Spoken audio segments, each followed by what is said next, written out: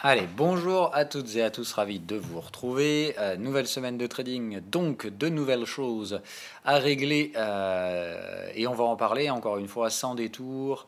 Il y a des scénarios qui ont été invalidés la semaine passée, d'autres qui risquent de devoir l'être prochainement pour les mêmes raisons parce que beaucoup de scénarios pour moi étaient corrélés au retour du risque sur le deuxième semestre et apparemment le marché a plutôt envie de faire l'inverse. Donc on va discuter de ça. Bien évidemment sans détour. Allez, d'abord on commence comme d'hab, au début de chaque semaine on va regarder un petit peu quels sont les catalyseurs qui vont nous permettre de faire bouger. Aujourd'hui il va vraiment falloir faire gaffe à Draghi, même si je ne pense pas que ce soit the big catalyseur, je pense simplement que ça risque de faire bouger l'euro et notamment l'euro-yen. Donc on va parler de ce scénario là, surtout que l'euro-yen est très proche d'un niveau d'invalidation. Autrement dit, soit Mario Draghi va le faire chuter, soit Mario Draghi permet le franchissement des résistances et dans ce cas-là il faudra invalider ces scénarios sur l'euro-yen. Qu'est-ce que j'ai d'autre du coup, mardi, GBP. Ah oui, la prod manufacturière, ça peut nous faire bouger le GBP, qui de toute façon maintenant est sorti de la zone spéculative. Donc je vais surveiller des niveaux, voir si effectivement il n'y a pas nécessité de prendre un petit profit partiel pour se prémunir du catalyseur mardi, même si je pense, à mon avis, que ce catalyseur va plutôt nous pousser vers les résistances. Le ZOO en Allemagne, clairement, on s'en fout, puisque ça fait des mois qu'il est mauvais. Et le marché s'en cogne comme de l'an 40. Donc voilà. Le rapport sur les nouvelles offres d'emploi, bon bah peut-être, ça pourra peut-être expliquer la stratosphérique connerie du NFP de la semaine passée, qu'on a quand même réussi à créer 200, je ne sais plus combien de création d'emplois, avec un taux de chômage qui monte de 0,2 points et un taux de participation également. Donc là, va falloir m'expliquer comment c'est possible techniquement de nous enfumer autant. Ça veut dire qu'on détruit des emplois en termes de population relative et par contre on crée des emplois. Voilà, donc ça veut dire quoi ? C'est que probablement on est encore en train de précariser encore plus l'emploi aux États-Unis, c'est-à-dire des gens qui se retrouvent avec 2 ou 3 emplois, et ça c'est compté dans les NFP, c'est-à-dire que vous ayez 3 emplois, il y a eu 3 emplois qui ont été créés, c'est-à-dire qu'une seule personne peut compter pour 3 emplois dans les rapports NFP, et pourtant vous voyez que le taux de chômage, il ne change pas, il ne bouge pas. Voire pire, maintenant il commence à se redresser, donc franchement il va falloir faire attention avec ça. Moi je ne comprends pas pourquoi Wall Street a payé la semaine dernière, mais bon, encore une fois, le marché, les voies du marché sont impénétrables. Draghi qui nous reparle mercredi, bon ça là on s'en fout un peu, c'est-à-dire qu'il a la langue bien pendue cette semaine. Voilà, bon par contre ça va être jeudi pour l'euro, ça va être the big one. J'aimerais que d'ici là on soit quand même retourné vers les supports, donc j'aimerais un Mario Draghi qui pour une raison X ou Y nous fasse chuter l'euro et qu'on puisse franchir ces supports, donc jeudi avec le catalyseur à 13h30. Pour moi c'est le seul gros catalyseur de la semaine, voilà. Tout le reste on s'en fout. Peut-être celui-là, le discours de Carnet, mais bon voilà, en gros une semaine très pauvre en termes de statistiques. Et si par contre l'IPC, donc jeudi pour moi c'est la grosse journée, ça veut dire que là on va avoir des positionnements prétendentiels, mais jeudi je pense qu'on a des choses qui permettront soit des cassures de résistance, soit des cassures de support, mais je pense que jeudi c'est la grosse journée, donc il va falloir centrer ça pour la mi-journée jeudi en termes de timing sur les scénarios. Allez, on reprend quand même pour ceux qui s'en foutent de tout ça par la partie Bitcoin. Du coup, je vous ai publié l'analyse crypto-analyse qui arrive là. Donc c'était ça, bon, je vais résumer tout simplement, mais il n'y a rien de bien nouveau. Ici, on est sur un gros cluster. Il y a 2 options. Soit on parvient à maintenir le break haussier, c'est-à-dire installer un cycle bullish, et normalement, on devrait retrouver un petit peu de sentiment haussier, probablement au niveau de cette oblique-là. Voilà, donc je m'attends à ce que ça range encore un peu, puis hop, on trouve un sentiment haussier.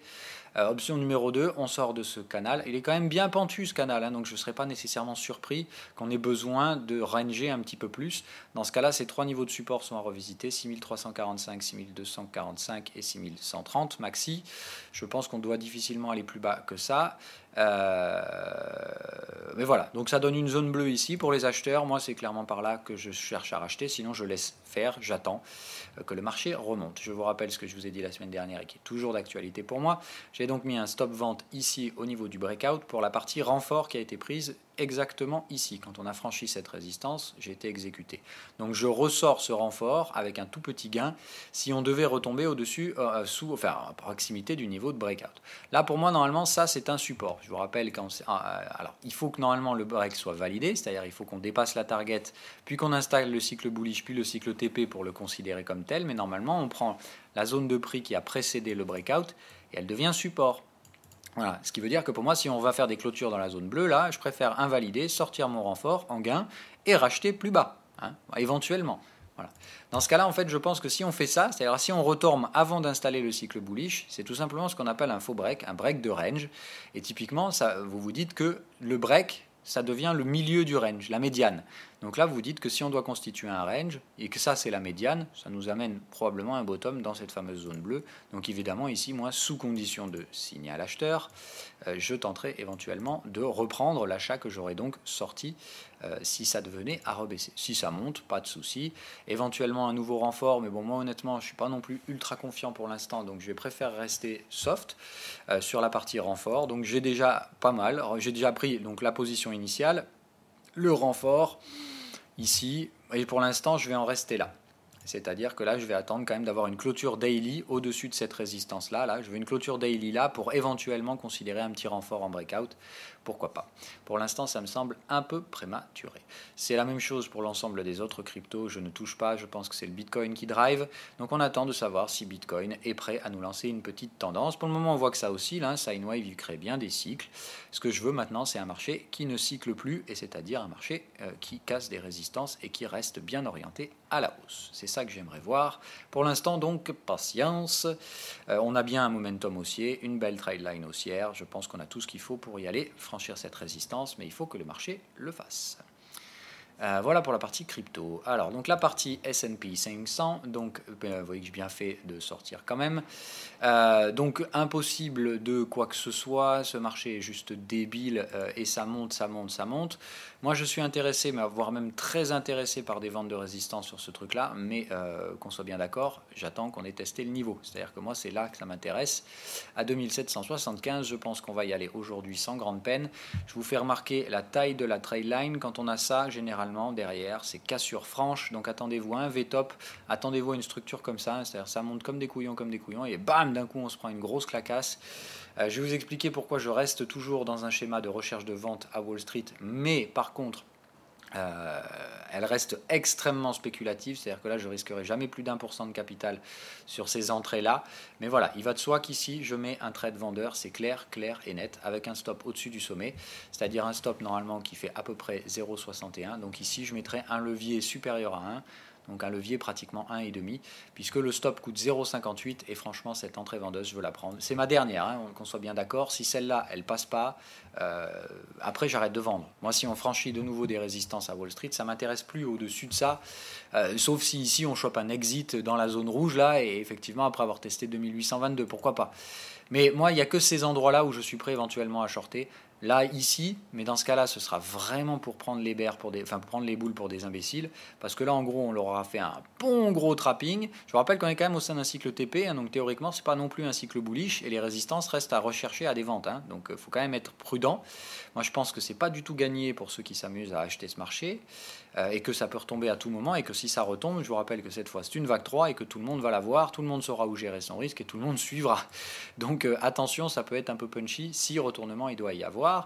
Moi, je ne vois pas de décompte haussier, malheureusement. Ça n'a pas la typique d'une vague 1. Une vague 1, elle doit casser une résistance. Ici, on n'a rien pété du tout. Donc, je suis un peu gêné dans cette démarche de construction des prix, ce qui m'invite à penser que non seulement on n'est peut-être encore toujours bear, et secondement, si on se remet à casser des supports, je rentrerai sans la moindre hésitation. Donc je surveille Wall Street, mais voilà.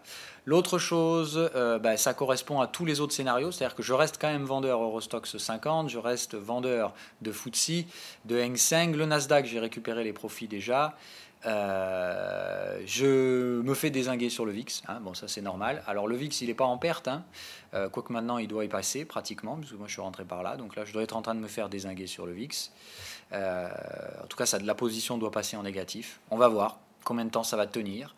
Moi honnêtement je trouve que c'est complètement rocambolesque ce qui se passe, les tensions commerciales sont là. J'ai même envie de dire que ça y est, la guerre commerciale vient de commencer officiellement. Il n'y a pas la moindre détente à ce niveau-là. Le NFP est pas bon, hein, je suis désolé, il est pas bon. Hein. Il y en a qui... Alors après, c'est toujours pareil, les analystes, après, ils font par rapport à ce que le marché a vu. C'est-à-dire que comme le marché a payé, on vous dit un bon NFP. Mais non, le NFP, il n'est pas bon.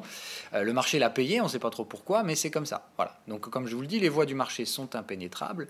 On ne lutte pas contre le marché. J'ai été clair et transparent avec vous. Je vous ai dit que si Wall Street clôturait en haut la semaine passée, je prenais mes stops, j'ai pris mes stops. Hein. Il n'y avait pas de doute là-dessus, le scénario avait été donné à l'avance, pas de surprise à ce niveau-là.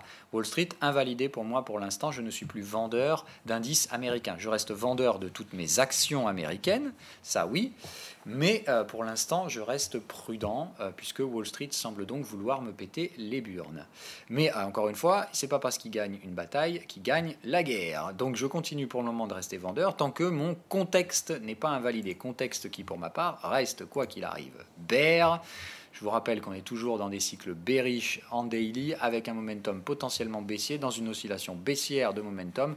Je vous dis, il suffit qu'on recolle une rouge, le momentum se redirige au sud, vous faites démonter la gueule si vous avez acheté. Parce que là, j'aime autant vous dire, si ça repart, c'est une énorme rouge. Hein, c'en est une comme ça qui vous attend. Hein. C'est-à-dire d'abord, on pourrait retrouver une petite séance de baisse. C'est-à-dire aujourd'hui, on vient là, on clôture à la baisse. Demain, bam. Donc attention à ce que je vous ai prévenu, Wall Street, de toute façon, là maintenant, on a tiré tout ce qu'on pouvait à la hausse. Maintenant, c'est soit le sentiment bullish s'installe sans raison particulière, parce qu'il n'y a rien qui détend. Là, il n'y a pas de détente de risque. C'est-à-dire là, c'est juste Wall Street a dit OK, le risque guerre commerciale, maintenant on s'en fout, on l'a pricé. Est-ce que vous voyez un pricing de guerre commerciale là-dedans? Moi, je vois rien du tout. C'est-à-dire qu'ils ont perdu moins 25% en Chine, les États-Unis ont perdu 3,5%. Hein. Bon, je pense que dans un vrai rapport de force, on n'a rien pricé du tout à Wall Street.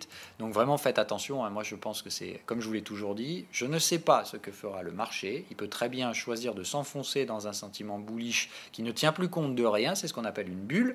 Maintenant, attention, les bulles, c'est pas des choses, c'est pas dramatique, c'est des choses qui arrivent. Hein.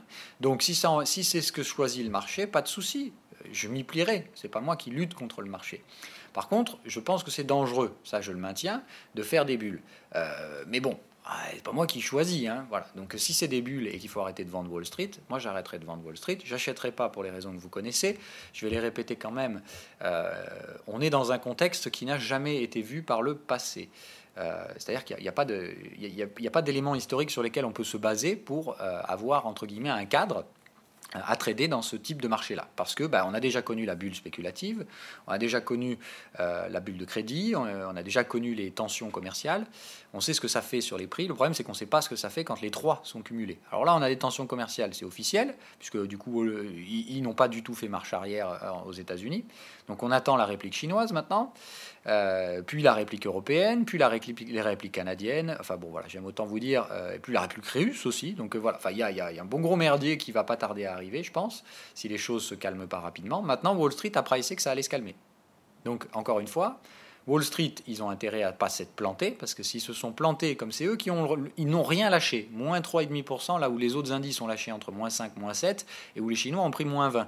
Donc il faut vous dire un truc, si ça vient à se matérialiser, les vraies tensions commerciales et l'escalade, il faut vous dire un truc, c'est que Wall Street n'a rien pricé, et Wall Street va tout se prendre dans la gueule d'un coup. Hein. Voilà. Donc c'est le risque, donc il faut faire attention. C'est une histoire de confiance. Wall Street fait confiance comme quoi tout va bien se passer. Si ça ne se passe pas bien, Wall Street va se prendre un contre-pied violent et il ne faudra pas être acheteur là-dedans. En tout cas, il ne faudra pas rester acheteur. Maintenant, il faut être pragmatique. Moi, je dis bravo aux acheteurs. Je ne suis pas du tout dans ce genre-là. Je vous dis toujours qu'en trading, on ne détient pas la vérité. En aucun cas, on ne fait que spéculer et on ne recherche pas à comprendre le marché ni à savoir ce qui va se passer. Juste, on essaie de voir si ce qui se passe est en lien avec ce qui devrait théoriquement se passer, en sachant que sinon, si ça ne se produit pas, c'est ce qu'on appelle juste une décorrélation, et ça peut se prendre plusieurs formes. Donc il y a ce qu'on appelle les manipulations de marché, les distorsions, il y a les bulles, qui sont des distorsions de marché. Voilà. Donc là, on est face à, pour moi, ce que je considère comme étant une distorsion de marché. Maintenant, attention, elle peut prendre plusieurs formes. Ça peut soit être parce qu'il y a un sentiment bullish tellement fort que du coup, on s'en fout des mauvaises nouvelles, et le risque là, c'est de s'enfermer dans une bulle. Le deuxième risque, c'est tout simplement Wall Street fait un piège, et dans ce cas-là, c'est ce qu'on appelle un marché un peu manipulé, quoi. C'est-à-dire qu'on remonte pour chercher un max de vendeurs, ça déclenche des signaux acheteurs, et puis au final, bam, on reprend tout le monde à contre-pied en quelques jours derrière. Donc attention, pour moi les scénarios ne sont absolument pas terminés. Ça rebondit en Chine, c'est bien. Attendez-vous à ce que si Wall Street baisse, tout le monde rebaisse. Hein. Voilà. Et puis c'est comme ça. Donc à surveiller, maintenant il semblerait graphiquement, moi je ne peux que le constater, graphiquement tout semble aller mieux. C'est-à-dire qu'à Shanghai, ils arrivent enfin à tenir une session où ils clôturent en haut. Voilà, ils arrivent enfin à tenir une séance qui clôture en haut. On a une pattern de TP qui se déclenche. Théoriquement, là, c'est terminé pour la guerre commerciale. C'est ce que price Wall Street. La différence, c'est que voilà, ça, c'est un marché qui a pricé la guerre commerciale. Ça, c'est un marché qui, pour moi, n'a rien pricé du tout. Donc ça, c'est un marché qui présente un gros danger parce que, comme je vous dis, si le risque se matérialise alors que ça n'a pas pricé, ce sera la même chose. C'est-à-dire que, comme, regardez, comparé, Shanghai, ils ont carrément défoncé le précédent bottom. Hein. Donc imaginez-vous que Wall Street, ils ont tout ça à faire si les risques doivent être pricés. C'est-à-dire que si là, ça ne remonte pas à Shanghai et qu'on s'installe dans cette zone de prix, c'est-à-dire qu'on n'arrive plus à franchir les résistances, qu'on reste proche du support, je vous garantis qu'au bout d'un moment, Wall Street, ils vont se faire dézinguer, ils vont rattraper le retard. Hein. Et le retard, ça les amène ici. Donc je vous le rappelle encore une fois, ça fait du 15% de baisse à Wall Street. Donc soyez prudents, 15%, ça peut être fait en 4 jours. Hein, à Wall Street, on se fait 4 jours complètement de panique à bord. Donc n'écartez pas ces scénarios-là, je pense que c'est trop dangereux de considérer que ça y est, le ciel bleu est de nouveau devant nous. Mais plus de vente, voilà. Que ce soit clair, plus de vente pour ma part à Wall Street. Je tiens le VIX pour l'instant et les autres indices, mais très honnêtement, sans une très grande conviction. Hang Seng, je vais encaisser, hein, voilà, ça qu'on soit d'accord. Donc Hang Seng, on a touché la target, de toute façon, voilà, j'ai même pas vu. Mais j'avais pas mis d'ordre conditionnel, donc j'encaisse sur la partie Hang Seng. Très très beau trade, hein, donc je vous rappelle encore une fois pour la transparence, je me suis pris un stop à Wall Street de 0,75%. Je vous l'avais annoncé avant, hein, c'était un levier de 1, je vous ai dit attention, je sens le risque, je fais pas le couillon, je prends un levier de 1 et pas plus, c'est le maxi que je m'autorise. Avec un stop à 1%. Donc voilà, c'est moins que le stop. Je suis sorti vendredi avec 0,75 de perte nette sur le compte. Voilà combien j'ai encaissé ici. Hein. Je vous laisse apprécier. Voilà. Donc le Hang Seng s'est encaissé. Terminé, je ne suis plus vendeur d'indices pour l'instant sur la partie chinoise. Target une atteinte, et comme je vois que Wall Street se détend le slibar, je vais tout simplement arrêter. Maintenant, je m'attends à ce qu'on ait une nouvelle phase de baisse, moins forte évidemment cette fois sur les indices chinois, mais beaucoup plus forte sur les indices américains. Mais pour l'instant, je ne peux rien faire si ce n'est attendre que les résistances soient trouvées à la fois à Wall Street et sur les sur les indices chinois. Je reste toujours par contre vendeur du JPN, celui-là me semble très très très fragile et je pense clairement pas qu'il a simplement consolidé ici. Je pense qu'on va remonter un petit peu, ranger ici et puis se repéter la gueule allègrement. Donc je pense qu'il y a une nécessité de passer, on va dire, une petite semaine un peu à plat, un peu à plat sur ces indices-là. Pas sur le JPN. Hein. JPN, je pense que lui, il peut se rediriger plus bas sans trop de problèmes. Il a testé un support là, mais il lui en reste un ici, et je pense que c'est ici qu'on va. Donc je m'attends à ce que ça fasse ça, et on retombe un nouveau coup sur la partie JPN. Donc je reste vendeur. Hein. FTSE, je reste vendeur également. Ce marché-là me semble très faible. Il revient tester ses résistances, et je pense qu'il va s'en reprendre une, et pas une petite. Donc je reste toujours, je ne crois pas une seule seconde aux rebonds qui ont été faits à Wall Street la semaine dernière. Ce que je constate ce matin, c'est que ça y est, la zone euro, ça tente enfin de se réveiller. Il serait temps, hein, après les tentatives en coup de mèche haute, on voit que le support ne parvient plus à céder. Donc j'aimerais bien qu'on arrive à tenir enfin une clôture haussière sur la partie zone euro, sur les taux. Il serait temps quand même, en tout cas on va voir ce que fait Draghi, mais il serait temps qu'on se projette quand même vers la sortie du QE. Je vous rappelle que les mouvements brutaux sur le marché des taux, le marché en général n'aime pas du tout ça, la volatilité sur l'obligataire. Donc attention, au bout d'un moment, ce serait quand même sain de commencer à pricer les sorties de QE. Mais encore une fois, les voies du marché sont impénétrables. Les junk bonds qui tentent un rebond salvateur et miraculeux. Alors là, je leur dis encore une fois bravo. Hein. Je vous dis, les Américains, je ne comprends pas comment ils font au bout d'un moment pour se foutre de la gueule du monde aussi allègrement. Mais donc voilà, on revient à faire des clôtures au-dessus du niveau de breakout. Donc attention, ça veut dire range. Par contre, je ne pense pas là non plus qu'on en ait terminé. Je vous ramène quand même le contexte. Voilà, hein, c'est bien joli, hein, on a gapé à la baisse, on revient clôturer la semaine passée ici. Je vous assure que le risque, c'est qu'on en passe une ou deux ici et que la suivante, après, bam, elle éclate tout ce petit monde bien cordialement. Donc je reste bien entendu baissier sur les indices pour cette raison évidente. Maintenant attention, je vous dis, pour l'instant le risque est trop fort pour agressivement vendre les indices. J'attends donc qu'on atteigne les niveaux que j'ai cités tout à l'heure et qu'il y ait des signaux sur ces niveaux, sinon je ne touche rien. Sur la partie gold, mon Dieu, encore un avalement haussier. On va voir si celui-là, c'est le bon. Mais là, avalement haussier hebdomadaire après une semaine en mèche basse. Je pense que sur le gold, on a ce qu'il faut. C'est une des raisons qui m'invite à penser encore une fois que les indices nous prennent vraiment pour des teubés et qu'il n'y a pas de raison de baisser bien plus bas que ça. On est en échec sur ce breakout. On n'a pas réussi à atteindre la target et pour moi, ça bloque. Donc il y a deux options. Soit ici, ça rebaisse et on pousse à la divergence. Soit ici, on a trouvé le bottom, et en hebdo, c'est ce que ça semble confirmer, et on commence à s'envoler doucement sur le gold, et je vous dis petit à petit, au bout d'un moment, on verra qu'il y a du rendement à faire sur le gold, très peu de rendement à faire sur les actions, ou alors des rendements, mais avec énormément de risques. Je pense qu'au bout d'un moment, les vases communicants vont basculer d'un coup, brutalement, et que, évidemment, il n'y a pas grand monde qui va le voir venir, sauf ceux qui l'auront anticipé, comme d'hab. Donc voilà, pour l'instant, à surveiller ce canal, j'aimerais en voir sortir par le haut. Je reste spéculatif sur le gold tant qu'on ne sort pas de là.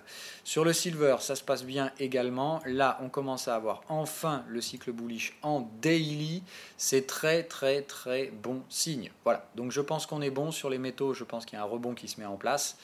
On va voir si du coup c'est un rebond lié à une fin des crises sur les niveaux de croissance, et dans ce cas-là ça relâche la pression qu'on avait mise sur les métaux, ou alors hors de ça c'est une recherche du risque, et dans ce cas-là le gold, c'est une crainte de risque, et dans ce cas-là le gold va être recherché et on n'aura plus la pression sur les métaux, le risque qui pourra permettre au gold d'exploser. Donc c'est ce que je surveille pour moi cette semaine avec les différents discours de banquiers centraux. L'US Oil, celui-là toujours pareil, j'attends qu'il pousse un poil plus haut et je le dégomme allègrement. Donc j'attends toujours une petite poussée supplémentaire, mais attention, si on se redirige vers les supports et que ça casse, je commencerai sérieusement à penser à y aller. On est bien ici sur un niveau technique, il n'y a pas de souci, normalement tout est là pour que ça baisse. Donc encore une fois, faites attention, si le pétrole est vendu, si les métaux précieux sont achetés, comment voulez-vous que les indices montent? C'est encore une fois, c'est juste mécanique. Donc moi, tout est décorrélé en ce moment. C'est typique d'un marché de range et pas d'un marché de tendance. Et je vois tout le monde trader tous les actifs en mode range, sauf les indices américains. Donc encore une fois, les distorsions, elles sont clairement évidentes sur ces marchés-là. Et pour moi, le bottom du range, il est loin. Ce qui fait, comme je l'ai dit, si jamais ça doit déclencher d'un coup, eux, ils vont se prendre une grosse clacasse, tout simplement parce que tous les autres marchés auront déjà préparé leur range et on aura des targets assez facilement identifiables. À Wall Street, il faudra aller chercher des supports qu'on n'a pas encore visés. Voilà.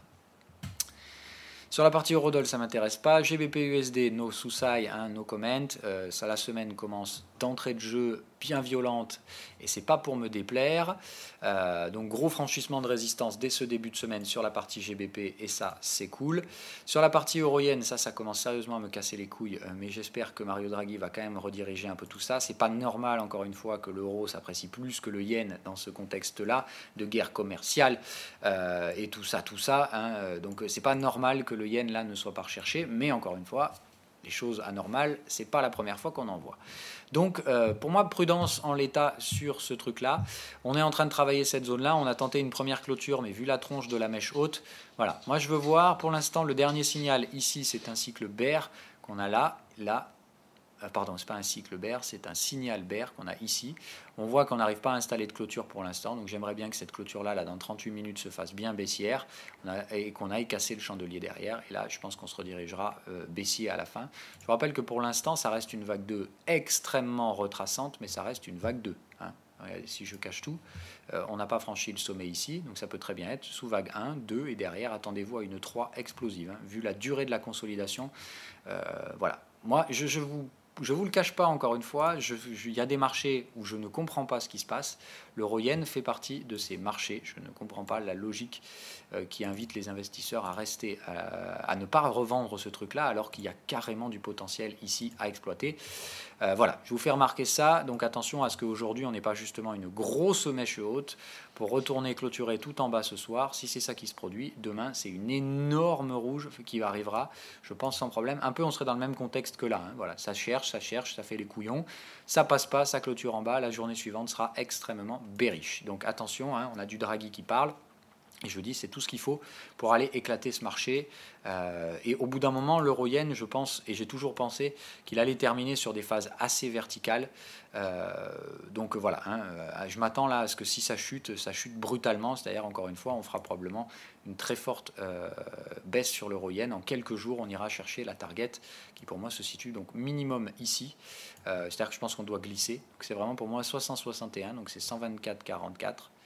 Okay, et voir une extension un peu plus lointaine, 122,70. À noter donc pour ces niveaux sur l'euro-yen. La UDNZD, no comment. Voilà, support trouvé. Ça repart toute balle haussière. Et ça aussi, c'est pas pour me déplaire. Donc voilà, no comment. On a bien trouvé la vague 4. Voilà, pile poil sur la target.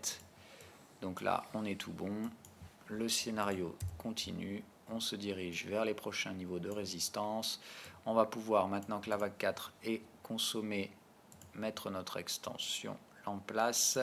Donc ce sera soit ici sur la zone 127%, soit sur la zone 161. Comme ici c'est un niveau technique, moi je dirais 161. Donc indice 50.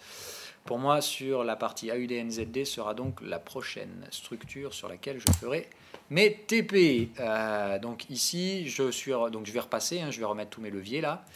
Je ne sais plus à combien j'en suis, je crois que je dois en être à 6 et je vais repasser à 7. Ici, je redescendrai à 4. D'accord. Puisque ici, le risque, c'est qu'on ait un pullback plus profond qui revienne peut-être chercher cette zone de volume vers les 1,08. Donc ici, je repars sur du levier 4 et je reprendrai le levier 7 et compagnie derrière. Mais pour l'instant, je repars sur les stratégies leveragées sur la UDNZD. Sur la partie action cette semaine, j'attends pas grand-chose, si ce n'est je veux voir Tesla se faire encore dégommer. Alors j'ai déjà pris des profits partiels sur Tesla. J'ai pas encore le momentum et vous voyez, pire que ça, on a passé une oscillation haussière là ici. Je m'attends à ce que le momentum, bam, vous en recolle une pour bien clôturer le gap. Donc ici, par contre, je reprendrai une tranche de profit sur Tesla, bien méritée, mais je pense qu'on s'arrêtera là pour Tesla. C'est-à-dire ici, je pense qu'on a encore potentiellement un jour ou deux à ranger, comme le scénario AUS, et derrière, je pense que Tesla, ça rebaisse pour une vague 5, donc je pense que derrière, on s'arrêtera là. Et je pense que la vague B sera très peu retraçante. C'est-à-dire, je m'attends à ce qu'on forme un triangle ici, et que derrière, probablement, on reprenne les baisses en même temps que les indices. Apple, même chose, là on termine les structures de retracement, on est toujours sous l'égide d'un signal double bear, donc je ne pense pas qu'il y ait réellement de raison d'être craignos. Ça sent le marché qui vient ici chercher sa résistance, peut-être celle-là, et qui se fera ratatiner allègrement derrière. Donc je reste baissier sur Apple, pas d'inquiétude là-dessus. Facebook, les positions ont été allégées en raison du retour sur le sommet historique, ça aussi ça a été donné dès la semaine dernière. Donc voilà, je pense allégé pour l'instant, je reste vendeur, mais j'allège 50% de la position en l'attente d'avoir un niveau pour gérer mon risque. J'attends ici un cycle TP ou exit, et une fois qu'on aura tout ça, je reprendrai des ventes, et puis dès qu'on commencera à retrouver du rouge, type bear, là je passerai sur des positions plus confortées en termes de confiance. Donc pour l'instant Facebook, j'ai des doutes, donc je préfère sortir. Quitte à acheter du Wall Street, je pense que c'est celle qui risque de me poser le plus de problèmes, donc je préfère alléger dessus. Nvidia, pour moi, aucun risque, ce truc-là, je reste vendeur. J'ai quand même déclenché des prises de gains. Quand on revient chercher le gap, je vais pouvoir revendre tout ça plus tard, c'est-à-dire que pour moi, ça c'est un trade validé, il y a no sous-side. D'accord, et je vais donc surveiller le positionnement des investisseurs ici pour éventuellement reprendre le volume vendeur que j'ai récupéré. Sur la partie Netflix, là voilà, c'est assez gênant, mais je pense que c'est pas terminé non plus. Je vous rappelle qu'on peut très bien ranger un petit peu au début. Dès qu'on sortira de la structure parabolique, tout ira bien. Donc je m'attends à ce que si Wall Street chute, Netflix soit en première ligne et soit probablement même un des catalyseurs qui pourrait déclencher la prise de panique à Wall Street. Donc je m'attends, voilà, si ça franchit les résistances, moi je vous l'ai dit, j'ai un stop là. Si on revient chercher le volume à 417, c'est qu'il reste du potentiel haussier, et dans ce cas-là, je veux pas être parmi les vendeurs. Je laisserai monter cette connerie jusqu'à la dézinguer. La prochaine fois qu'elle plafonne, je la démonte après Netflix, et je la démonterai bien plus violemment que ce que je fais actuellement, qu'on soit bien d'accord. Là pour moi, si ça va mener vers un nouveau sommet historique, c'est que la prochaine vague, c'est la dernière sur Netflix. Et bon, encore une fois, je pourrais me planter, mais je traderai cette prochaine zone où ça plafonnera, et je la traderai direct assez violemment. Voilà. Sur General Electric, même chose, voilà, c'est bon, on repart à la hausse. On a bien un schéma vague 1, 2, 3 en cours, donc je m'attends à ce qu'on ait des gaps bientôt sur la partie General Electric. Je vous rappelle que quand General Electric monte, c'est que généralement les actions sont sous pression. General Electric, je vous le rappelle, est une action risk-off, hein, c'est-à-dire quand le marché veut sécuriser les gains, il va généralement dans le secteur énergie, le secteur énergie au sens large, et General Electric fait partie de ces grands bénéficiaires dans ces cas-là. On va mettre immédiatement une extension pour se projeter vers les premières et prochaines zones pour encaisser une petite partie de General Electric. Et pour moi, ce sera effectivement en termes de ratio cette zone-là. Voilà, vous voyez ici, on a une belle résistance qui n'a pas été testée. Hop. Donc ici, c'est une zone résistante qui correspond avec 161% d'extension. On voit que la zone 200, elle correspond franchement à rien. Donc je pense que c'est ici que pour ma part se trouvera la zone de target numéro 1. Donc ce sera un TP1. Pour ma part, honnêtement, 30%. Voilà, je prendrai un tiers de la position, je pense ici, c'est-à-dire 33% de la position. Ici, 33% en target 2. Ce n'est plus ma target max, puisque je vous l'ai dit, je vais rester acheteur de long terme sur General Electric. Donc celle-là, je vais la garder. Donc ici, ce sera target 1, target 2, 33% à chaque fois, et je garderai 33% de cette position à long terme. C'est-à-dire en fond de portefeuille, je ne regarde pas. Hein. Voilà. Ok. Qu'on soit bien précis là-dessus. Voilà ce que j'avais donc à vous donner.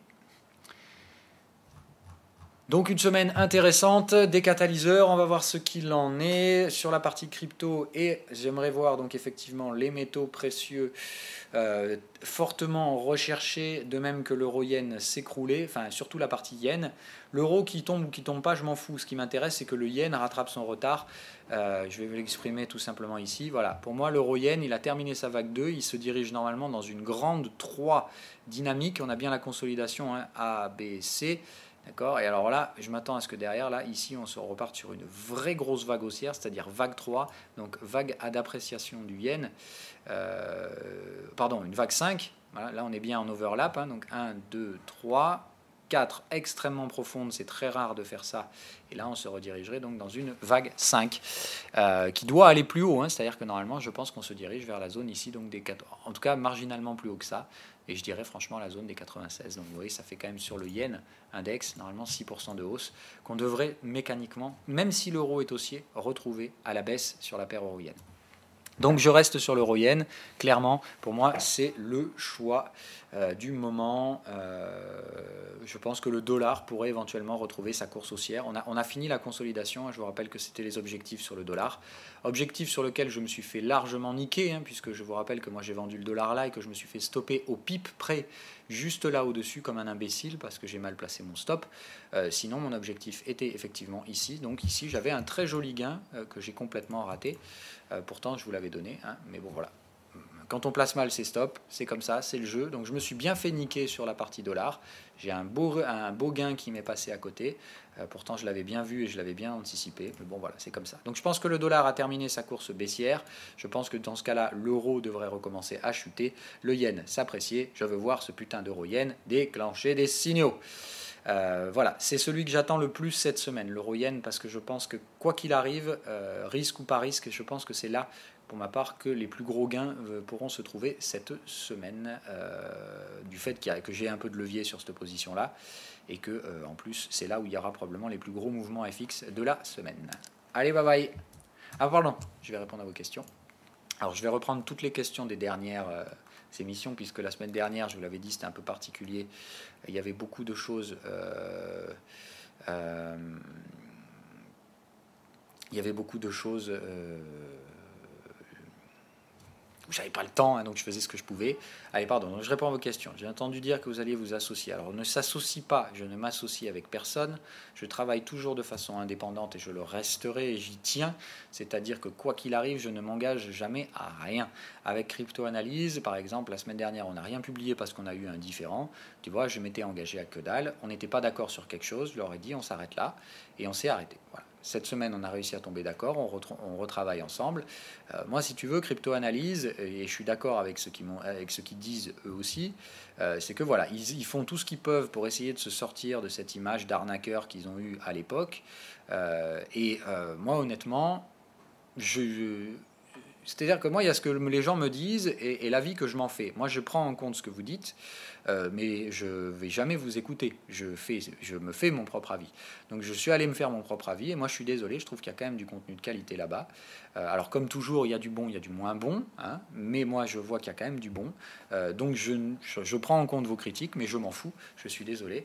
Moi, ça ne me pose aucun problème de travailler avec eux, et tant que ça reste comme ça, et que ça reste dans un esprit de partage, pour moi, il n'y a aucun problème, je ne vois pas pourquoi je n'irai pas.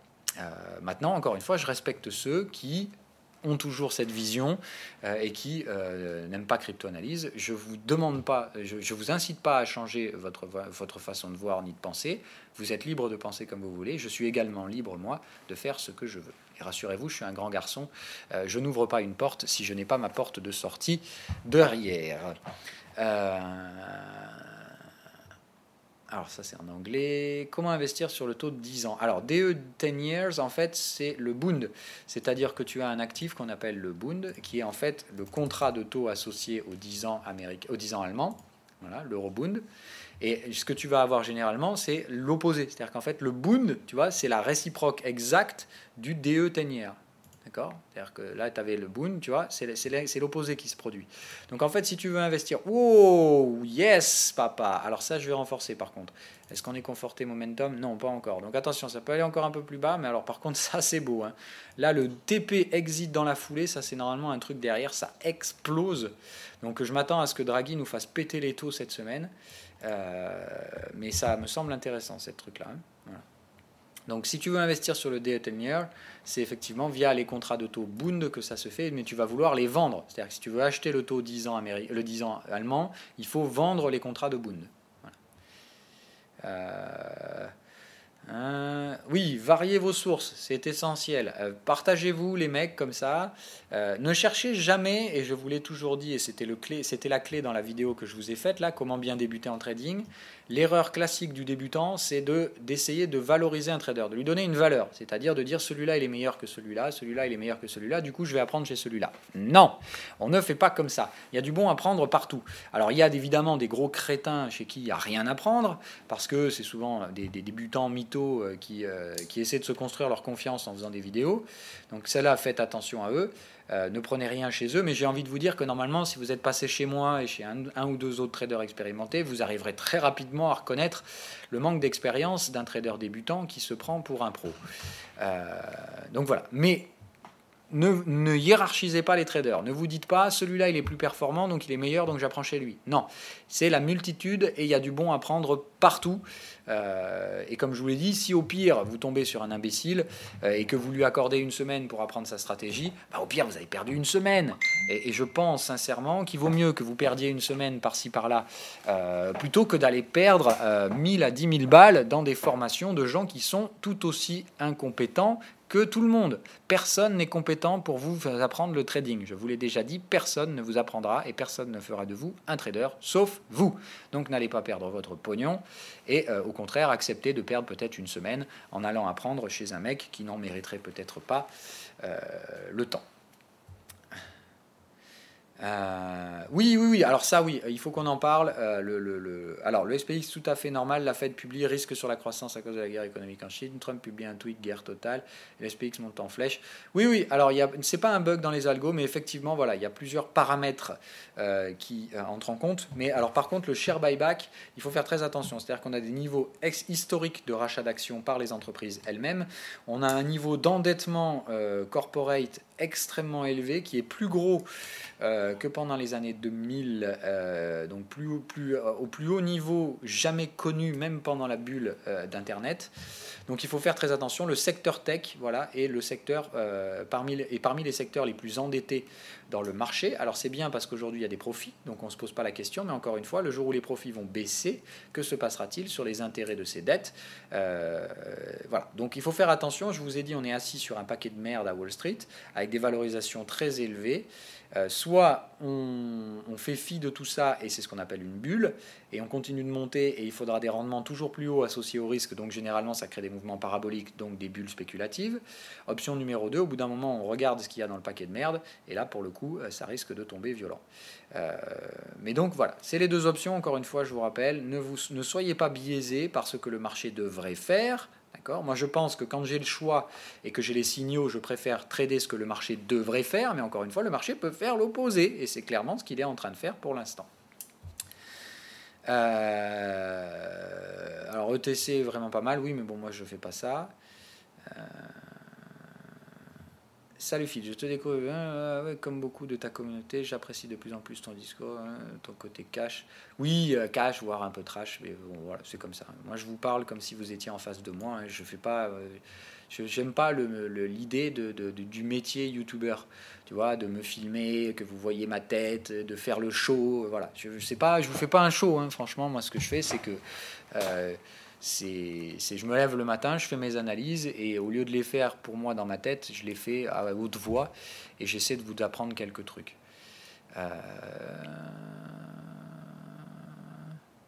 Oui, mais voilà, ça c'est important. Moi, c'est ce que j'essaie de vous faire toujours. C'est-à-dire qu'il y en a qui me font remarquer ça, et c'est très juste d'ailleurs. C'est que, effectivement, moi, je suis ce qu'on appelle un trader contrariant. C'est-à-dire que moi, quand le marché monte, j'appelle à la prudence. Quand le marché baisse, j'appelle également à la prudence. Parce que c'est toujours pareil. Moi, quand je vois des émotions dans un marché qui ne devrait pas les avoir, hein, c'est-à-dire que je vous rappelle, pour moi, jusqu'à ce qu'on m'ait prouvé que j'ai tort, pour moi, Wall Street est dans un range. Et dans un range, je ne veux pas voir d'euphorie, je veux la vendre. Je ne veux pas voir de panique, je veux l'acheter. Sauf qu'à Wall Street, je dis, j'achète pas. Donc, du coup, j'ai choisi de ne faire que vendre l'euphorie. Et pour l'instant, ça s'est bien passé depuis le début de l'année. Ça pourrait mal se terminer. Ça pourrait ne pas marcher sur la deuxième semestre. Même si, pour l'instant, je maintiens, je reste à la recherche de vente. Voilà. Mais voilà, garder les pieds sur terre, c'est la base de tout.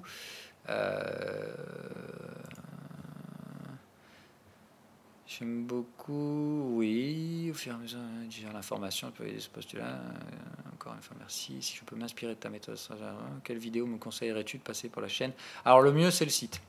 Pour la stratégie, le mieux c'est le site. 3 vidéos, elles durent un quart d'heure chacune. C'est-à-dire que vous savez, je blablate beaucoup, je parle énormément, et peut-être trop, mais c'est comme ça. Sur le site, j'ai tout fait pour que ce soit court. Les vidéos, elles font vraiment 15-20 minutes max. Il y en a 3. Et normalement, tu as maté ces 3 vidéos-là. Il y a peut-être besoin d'en re-regarder une ou deux. Mais normalement, en quelques heures, en maîtrisant bien ces vidéos, tu as la base claire et simple de ma stratégie. Et normalement, c'est là où vraiment, pour ma part, je pense qu'il y a les plus grandes. C'est là où il y a le contenu le plus intéressant à prendre. Vraiment maîtriser les vidéos qui sont sur le site, et après, éventuellement, aller piocher donc sur la chaîne YouTube. Comment je fais pour aller voir YouTube? Voilà. Je vous ai tout bien sectorisé. Donc vous avez les replays ici, ça c'est donc les émissions éducatives en français. Donc là, toutes celles-là, si vous voulez piocher, elles sont bien parce qu'on a abordé des thèmes précis pendant 1 heure. Donc là, j'ai bien le temps de développer sur un thème précis. Et après, vous avez ceux-là, là, les briefings éducatifs, où en fait, là, c'est quand je vous ai distillé du contenu éducatif, soit au sein des émissions éducatives, soit c'est des émissions là aussi avec des thèmes particuliers, mais en dehors des cadres Lightroom. Donc Lightroom, vous en avez une par semaine, sauf quand je ne peux pas les faire. Et normalement, briefing éducatif, ici, vous avez du monde. Hein. Voilà, vous avez un bon paquet. Donc voilà, comme je dis, il y a des points voilà, suivis. Tiens, d'ailleurs, le trade BTC, on va bientôt en refaire une. Parce que là, on est passé en validation. Donc normalement, il va falloir refaire un... Voilà, il y a eu scénario BTC en risque. Maintenant, scénario BTC en validation. Hein. Donc on en refera une. Voilà, par exemple. Mais donc après, ça c'est vraiment pour creuser. C'est quand vous avez déjà, ça c'est à voir en dernier les briefings éducatifs. Dans l'ordre, c'est vraiment, je pense, le site, puis les live rooms, et après pour ceux qui veulent vraiment creuser un peu plus. Ça, normalement, le site et live room, c'est ce que vous avez qui va vous tenir la première semaine dans votre semaine d'essai. Et après, si vous voulez continuer un petit peu plus loin. C'est là où je pense que vous pouvez aller voir donc les vidéos éducatives, les machins, et le Discord et tout ça, pour là plonger un peu plus dans ma stratégie. Et je vous rappelle encore une fois qu'une fois que vous la maîtrisez, il faut penser à aller l'agrémenter avec des trucs que vous verrez ailleurs.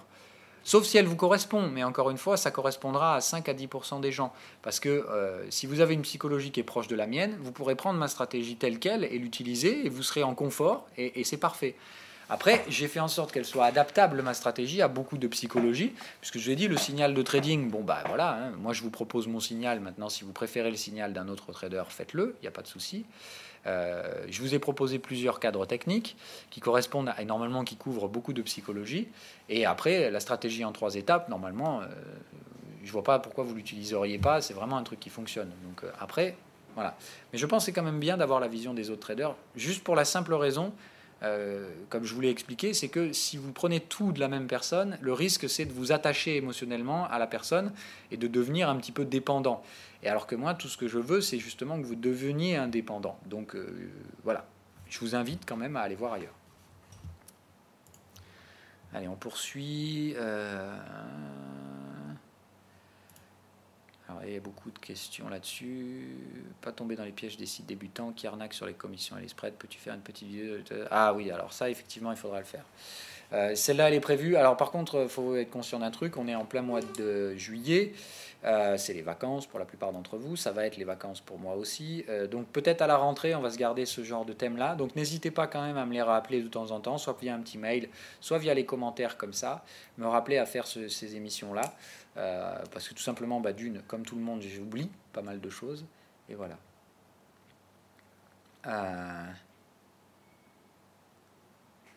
Exactement, voilà. Oui, voilà, mais c'est ça. En fait, tous ceux qui y arrivent, on a tous suivi le même parcours. Ça veut dire quoi? Ça veut dire qu'au final, essayer de dévier de ce parcours, c'est pas nécessaire. Voilà. Moi, je pense qu'il y a des erreurs qui peuvent être évitées, comme celle de cramer des comptes à 3 000 euros, tout simplement en cramant des comptes à 1 000 euros. Mais je pense que se connaître le margin call, c'est obligatoire. Moi, j'ai jamais connu ça, mais j'ai une chance de cocu, parce que honnêtement, voilà, tout le monde a connu le margin call, enfin pratiquement tout le monde a connu un margin call sur un petit compte. Voilà. Moi, le truc, c'est que j'ai pris plus de risques, c'est-à-dire que moi, j'ai tradé d'emblée avec tous mes capitaux, chose que j'aurais pas dû faire, parce que justement, moi, si je m'étais pris un margin call, j'y aurais laissé tout le compte.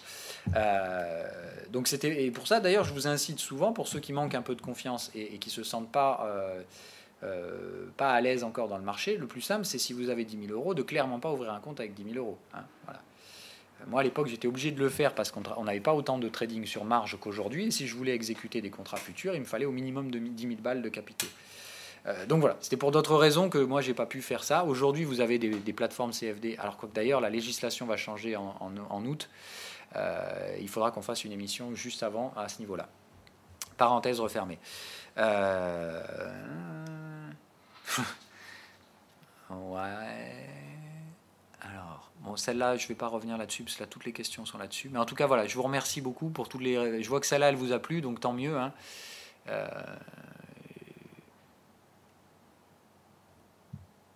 J'essaie de voir si on n'a pas... Bon, là, je pense qu'on est revenu sur des choses qui avaient déjà été traitées. Et puis, la vidéo est assez longue. Donc, on va s'arrêter là.